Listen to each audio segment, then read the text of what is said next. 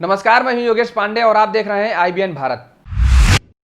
8 police कर्मियों की हत्या का मुख्य आरोपी हिस्ट्री शीटर विकास दुबे लगभग 80 घंटे बाद भी पुलिस की पकड़ से दूर है, जिसे पकड़ने के लिए लगभग 900 पुलिस जवानों की 60 टीमें लगाई गई हैं। पुलिस ने मोस्ट वांटेड विकास दुबे के पोस्टर टोल प्लाजा पर चस्पा कराए हैं। पुलिस अधिकारी रोजाना बिकरू गांव पहुंच रहे हैं और घटना में शामिल विकास समेत सभी बदमाशों का आपराधिक इतिहास खंगाल रहे हैं। इतना ही नहीं, मोस्ट वांटेड बदमाश विकास दुबे पर इनाम की राशि भी बढ़ा दी गई है। अब यही राशि 2.5 लाख रुपए कर दी गई है। आपको बता दें कि 50,000 रुपए के इनाम में मोस्ट वांटेड बदमाश विकास दुबे पर 1 लाख रुपए का इनाम घोषित किया था, जो कि अब IG रेंज मोहित अग्रवाल ने विकास दुबे पर इनाम की राशि बढ़ाकर 2.5 लाख रुपए करने का प्रस्ताव रखते हुए फाइल DGP कार्यालय भेजी थी, जिसके बाद DGP ने कानपुर में 8 पुलिस कर्मियों की हत्या में शामिल मोस्ट वांटेड अपराधी विकास दुबे कांड के मुख्य आरोपी पर 2.5 लाख का इनाम घोषित कर दिया है। यूपी के कौशाम्बी जिले में नवीनपुर के ग्रामीणों का आरोप है कि पुलिस की अमानवीयता देखने को सामने आई है। जहां देर रात बाइक सवार युवक की अज्ञात वाहन के टक्कर से मौत हो गई, तो वहीं मृतक का शव पूरी रात हाईवे पर पड़ा रहा। ग्रामीणों ने आरोप लगाया कि पुलिस ने रात में ही युवक के शव को हाईवे से नहीं हटवाया और घटना करने वाला वाहन को भी नहीं पकड़ा।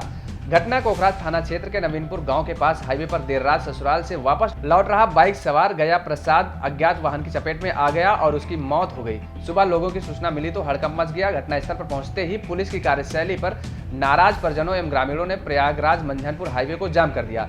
सूचना पर पहुंची कोखराज थाना और भरवारी चौकी पुलिस ने कड़ी मशक्कत के बाद जाम खुलवाया और मृतक के शव को कब्जे में लेकर पोस्टमार्टम के लिए भेज दिया है। ये रात में ये हमारे गाँव से लगभग 9 साढ़े 9 बजे ये वापस जा रहा था। जैसे ही चौराहे पे आया तो ये मतलब गाड़ी से हादसा हुआ, मृत्यु हो गई। आज आप लोग ने जाम क्यों करवाया था? जाम यही हुआ कि प्रशासन सुन नहीं रहा था, बहुत मुश्किल हुई तो फिर जाम करवाना पड़ा। क्या लाश सारी रात पड़ी रही है? लाश आजाद पड़ी थी।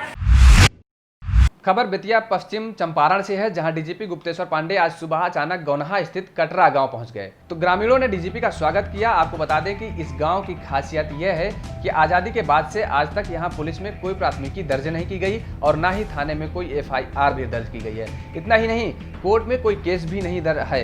इस गांव में पहुंचकर DGP गुप्तेश्वर पांडे गदगद नजर आए और उन्होंने स्थानीय लोगों के बीच बैठकर पहले जाता भी चलाया। बाद में DGP रोटी नमक और मिर्च लेकर उसका स्वाद भी चखते नजर आए। तो वहीं आधा घंटे के दौरे में DGP गुप्तेश्वर पांडे ने गांव में घूम घूम कर जायजा लिया और बेतिया योगा पट्टी में तैनात महिला पुलिसकर्मी नेहा कुमारी से मोबाइल के जरिए बात भी की।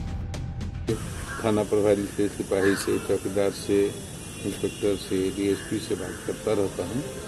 हमें पता चला कि ये लड़की काफ़ी उत्साही है, सिपाही है, योगा पट्टी में पोस्टेड है, अच्छा काम कर रही है। तो आज मैं बेतिया आया हूँ तो मैंने अचानक याद आया तो मैंने इससे भी बात की ताकि उसका मनोबल बढ़े, खास करके महिला सिपाही। यूं तो सावन में सभी शिव मंदिरों में पूजा अर्चना शुरू हो चुकी है, लेकिन यूपी के औरैया जिले में यमुना नदी के किनारे बीहड़ घाटी में स्थित महाकालेश्वर यानी कि देवकली मंदिर का कुछ अलग ही नजारा है। दरअसल यूपी का औरैया जनपद, जो कि बीहड़ांचल के नाम से भी जाना जाता है, इस जनपद की मुख्य पहचान यहाँ की बीहड़ घाटी के साथ ही साथ कुछ दशक पूर्व यहाँ के दस्युओं की वजह से भी जाना जाता है। इस जनपद में यमुना नदी के किनारे स्थित हैं बाबा महाकालेश्वर यानी कि देवकली मंदिर, जो कि यहाँ का सबसे प्राचीन मंदिर भी है। बताया जाता है कि एक समय ऐसा भी था जब इस मंदिर की चौखट तक पहुँचने के लिए भक्त तरसते थे, क्योंकि यहाँ सिर्फ और सिर्फ दस्यु गैंग का ही बोलबाला था और इस मंदिर के आसपास जयकारों की जगह सिर्फ गोलियों की तड़तड़ाहट की गूंज ही सुनाई देती थी। लेकिन समय बदलने के साथ ही साथ दस्यु गैंग के खत्म हो जाने पर अब इस मंदिर की छटा देखते ही बनती है।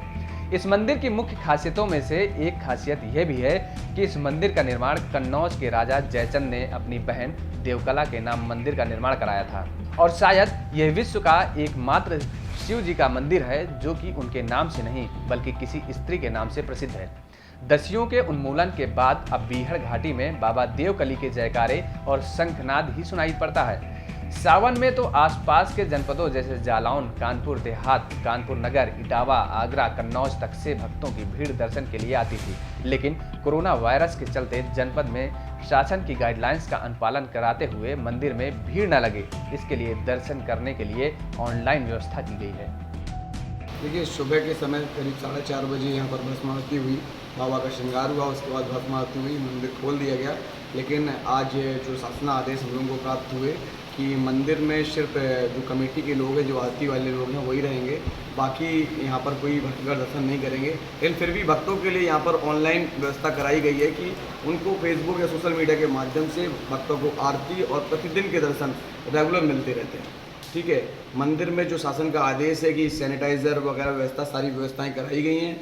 सोमवार के बाद 5-5 करके नित्य दर्शन होंगे। आज के दिन शासन के आदेश के द्वारा पालन किया जा रहा है कि व्यवस्था जो है वो सिर्फ अंदर के लोगों के लिए है, बाहर बिल्कुल ही रोक लगा दी गई भक्तों के लिए।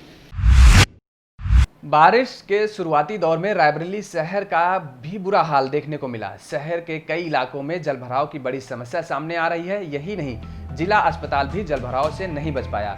यहाँ आने वाले मरीज और तीमारदार भी परेशान हैं। बारिश में हुए जलभराव से नगरपालिका के कर्मचारियों की पोल खुलती दिख रही है। जगह जगह नालियां चौक हो गई हैं। पानी निकलने के लिए कोई समुचित व्यवस्था नहीं की गई और न ही बारिश को देखते हुए कोई तैयारी की गई है। भैया दिक्कत क्या हुआ, नगरपालिका के नाली नहीं है, नाली चौक जाम हो गया, नगरपालिका लापरवाही है, इसलिए पानी नहीं बह रहा है। क्या किया जाए? हम नगरपालिका को नाली पूरा साफ कराएंगे नहीं भैया। तो इसकी शिकायत आपने नगरपालिका में किया गया है, लेकिन कोई सुनता नहीं भैया। तो यहाँ पर जो मरीज दिखाने के लिए आ रहे हैं उनको भी दिक्कतें हो रही हैं? सब दिक्कत तो सबकी हो रही है भैया, शासन प्रशासन सबको दिक्कत हो रही है, लेकिन क्या किया जाए? नगरपालिका जो नहीं साफ करा रहा है। अभी यो साल बात हुआ, चेयरमैन से बात हुआ और जो है अध्यक्ष से बात हुआ, लेकिन जब कोई नहीं हो रहा कर रहा। क्या कहा जा रहा है उनकी तरफ से? हाँ अभी हो जाएगा, लेकिन बात कोई तक हो नहीं रहा। यहाँ से डिग्री का से डीएम तक चौराहा पूरा जाम है। नाला बनवा दिया गया, लेकिन जो नाली सफाई नहीं की गई तो जाम तो होबे करेगा भैया। पानी तो जाम होबे करेगा, जब नाली साफ नहीं होगी पानी जाम होबे करेगा। और यहाँ से पूरा डीएम तक भरा हुआ है, डीएम चौराहे तक भरा हुआ पानी। गाड़ी गिर गई सर। कहाँ पर? इसी जगह खड़ी थी बगल में सर, और रात में गिर गई सर। कैसे, क्या यहाँ पर जलभराव क्यों है? जलभराव सर खाली होने के कारण जलभराव है। बारिश ज़्यादा हो गई सर, पानी निकल ही नहीं रहा सर कहीं।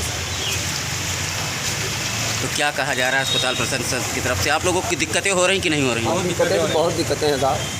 पूरे अस्पताल में पानी भरा पड़ा है। यहाँ पे अंदर बाहर जाने बहुत दिक्कत हो रही है। तो इसकी शिकायत आप लोगों ने की है या नहीं? शिकायत तो नहीं की अभी। तो क्या दिक्कतें क्या हो रही हैं आप लोगों को? गाड़ी निकलने में दिक्कत हो रही है। यहाँ कल गाड़ी गिरी पड़ी थी मेरी यहाँ। तो मतलब ये पानी कब से भरा हुआ है यहाँ? पानी कल बारिश हुई है, कल से भरा पड़ा है।